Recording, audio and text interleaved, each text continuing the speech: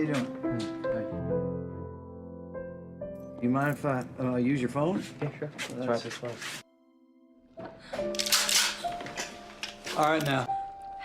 You know what this is all about. This is Senator Douglas. I need you to know if Glenn Aiken's been moved back to McAllister. Is this just revenge? I didn't ask for any of this. It's about Mom and Dad. Every time we go through this, I have to relive everything again. See, the joy of life is poisoned by the resentment of past grudges. All these years, I wanted nothing more than to see you, Dad. We have to get rid of the bad blood Now I just want this to be over. by getting the skeletons out of our closet and opening the door to life with forgiveness I'm tired of being here. and mercy Tired of carrying this around with me. and love. Randy Robinson here at Live Today TV with my special guest Brooks Douglas, and Brooks is the subject and the story behind a movie called Heaven's Rain. Thank you for being with us. Oh, thank you, Randy. Now, I'm not going to go through the entire plot because it's your life story, which is really a terrible story about how you lost your family. You'll have to watch Life Today for that, and that's online at lifetoday.org. I want to kind of talk about the movie making process and how a guy from Oklahoma ends up in Hollywood making his life story into a movie. How did that whole thing kind of happen? Well, it's try to tell it briefly here, but there was, I'd had people approach me over the years, hey, I'd love to make a movie about your story, and they always wanted to focus on the crime and not the family. And to me, it was more of a family story with a redemptive, forgiveness message. And so I pretty much brushed all those off, but I was interested in making movies. Never dreamed that I would wind up making my story into a movie, and didn't think that I could. And so I went to LA, signed up for an acting class first, and then a screenwriting class. It was for screenwriting for actors. Is this just your own interest? You're pursuing this on your own interest, not because you're trying to make your life story into a movie? Exactly. In fact, I'd written several treatments and parts of scripts for movies and a couple for television, and I was showing those around, not really pitching them, but trying to get feedback on them. And I sat down with the teacher of this screenwriting class and I said, okay, here's some things that I'd like to develop a little bit more. And he read through a couple of them, and he said, well, there's some consistent themes. Did you work for a senator at one time? I might have, and although they'd take a piece of my own story or of my life, none of them were my story. And so, there might be a military theme, or there would be a not a political show, but involving a senator, or something like that. Sometimes I'd mix the two, and so he was saying, well, what's the deal? Did you work for a senator or what? And I said, well, actually, I was a state senator in Oklahoma, and he pulled the thread a little bit more, and so eventually I wound up telling him the whole story, and he said, well, that's the one you should write. And I said, it's too painful, too personal. There's no way I can do it. And he said, well, that's exactly why you should write it. Yeah. And so I worked for about a year writing scenes, but hadn't done anything like this in my life. So I eventually went back to him and I said, look, I don't know how to put structure to this, and I worked on it sort of loosely with him for a while, and then finally I just hired him.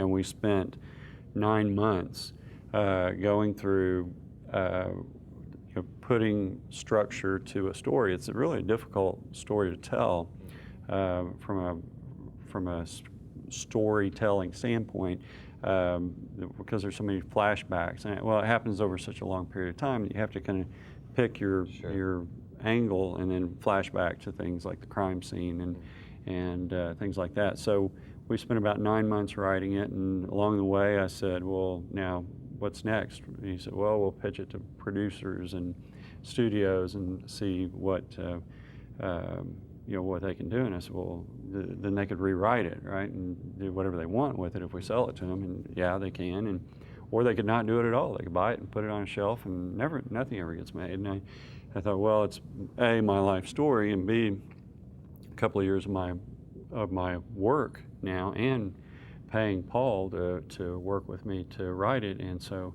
I just didn't like that idea. So I said, let's, how about if we make it ourselves?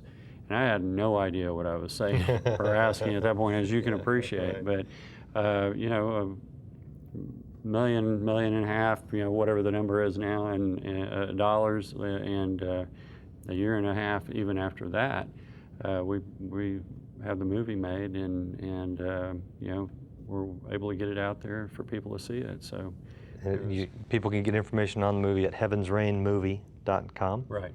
So check that out. Now, you played your father Right. in the movie. Yeah.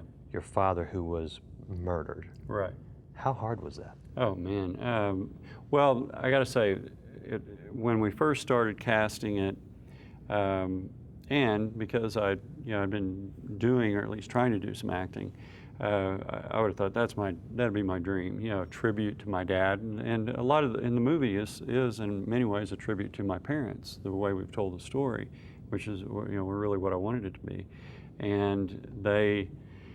And so when we started talking about me playing my dad, I thought, wow, cool, this is gonna be great. But even though I wrote it, and it sounds strange, I didn't think about the crime scene, because when I think of him, I'm thinking about throwing the football with him and riding in the car or watching him preach or those kinds of things, and not thinking, my first memory of him is not him dying on the floor in front of me.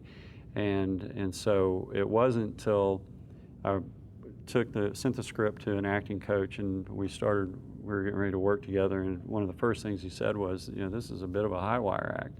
I don't know if this has ever been done before, where you who were there at the time now play, someone that was killed or murdered, and oh my gosh, you're right. I've got to do that, pesky crime scene, and it really became something I dreaded.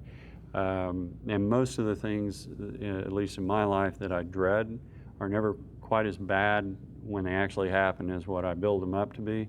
And this one was actually worse. I think, going through, it was a 21-hour shooting day just for starters, and every time you got to move lights, move cameras, and all that. Mike Vogel, who plays my character in the movie, he was tied up on the floor for 6 hours, literally, and so I was able to get up periodically and go kind of recollect myself and then come back in. But it was a tough deal. Are you happy with the finished product from a movie making standpoint? Very happy. I mean, there's always things I look at and I think, I wish I would been able to clean this up a little bit, whether it's a sound issue or where something in production was there, but things that most people watching the movie are never going to notice. But overall, I think the production quality is really good. It doesn't look like something that's a glorified home video. I mean, it really looks like, people look at it and they think we spent about 10 times on it what we did. So I'm really happy about that. Well, I'm hoping you'll make 10 times what you spent on it from a movie making standpoint, so you can continue to do good work. Thank you for taking a few minutes to spend some time with us, and be sure to check out heavensrainmovie.com.